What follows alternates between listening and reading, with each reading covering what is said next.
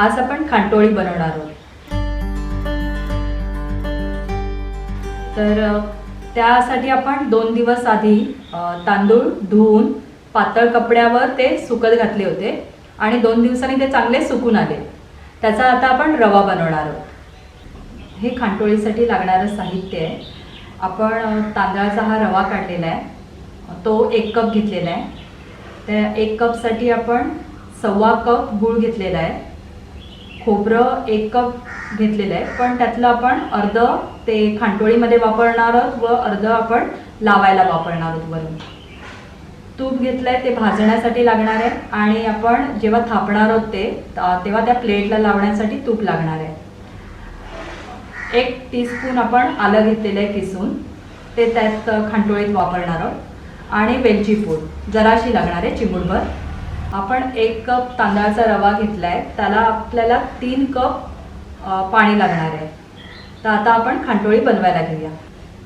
आधी आपण हा रवा भाजून घेणार आहोत। पॅनमध्ये आधी आपण 3 कप पाणी घेणार आहोत।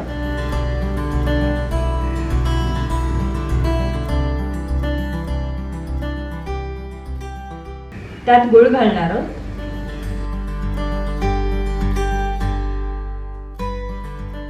आलं घालणार आहोत आणि थोडंसं मीठ घालणार आहोत। आता हे गॅसवर आपण उकळण्यासाठी ठेवणार आहोत आणि त्यातला गूळ सगळा वितळवायचा आहे। पाणी उकळेपर्यंत आपण दुसऱ्या गॅसवर रवा भाजायला घेऊया। कढईत आपण तूप घेणार आहोत, त्यात आपल्याला हा रवा भाजायचा आहे। गॅस मंदच ठेवायचा आहे, मंद गॅसवर भाजायचा आहे। आपल्याला तो रवा लाल करायचा नाहीये, जरासा भाजून घेणार आहोत आपण। 2 ते 3 मिनिटं आपण हा भाजणार आहोत। मंद आचेवर ते आपण रवासारखा परतत राहणार आहोत, नाहीतर तो खाली करपण्याची शक्यता आहे।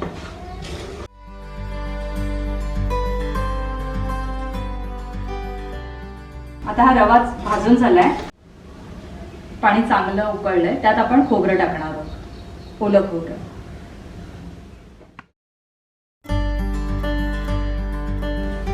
थोडीशी वेलची पूड टाकणार आहोत।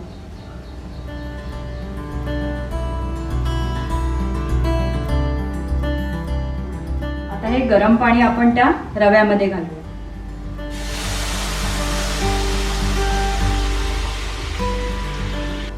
गॅस थोडा मोठा करूया।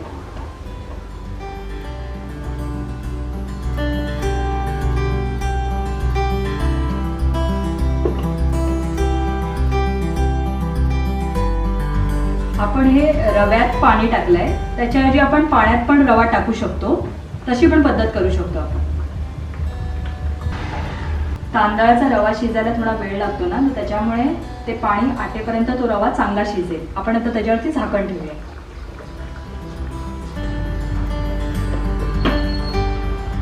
गॅस थोडा बारीक करूया।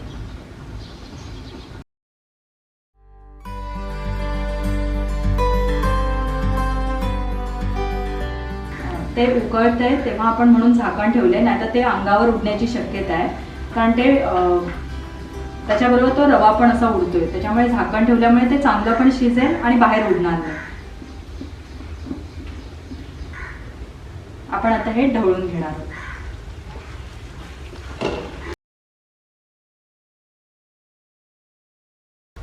ते पॅन पासून सुटत नाही तोपर्यंत आपण हे ढवळत राहणार आहोत। जेव्हा ते पॅन पासून सुटायला लागलं ना, की मग ते झालं म्हणून समजायचं। आता हे कडेकडेने असं सुटायला लागलंय, म्हणजे ते झालं। आता आपण हे थापायला घेऊया। आपण हे गरम गरम असतानाच थापणार आहोत आणि त्याचे वड्या नुसत्या पाडून घेणार आहोत, आपण काढणार नाही आहोत, ते थंड झाल्यावरच काढणार आहोत। गॅस आता बंद करूया। आपण एका ताटलीमध्ये हळदीची पानं घेतली आहे, त्या हळदीच्या पानाला तूप लावून घेतलंय। हळदीची पानं घ्यायलाच पाहिजे असं काही नाही, पण हळदीच्या पानाला एक छान वास असतो, तो त्या पदार्थामध्ये उतरतो, म्हणून आपण हळदीची पानं घेतली आहे। तर त्याच्यावरती आपण ते खांटोळी घालणार आहोत थापायला।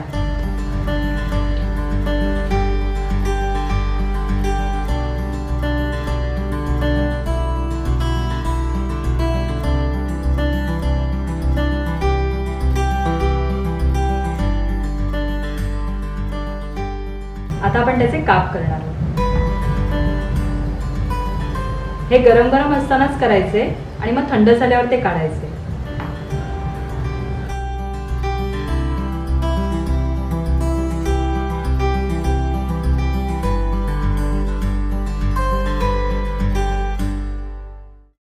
वरती थोडंसं खोबरं आपण पसरवणार.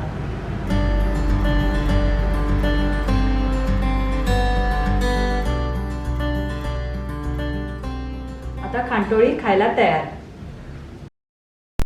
या व्हिडिओला लाईक करा, शेअर करा आणि सर्वात महत्त्वाचं अम्माज रेसिपीजला सबस्क्राईब करायला विसरू नका.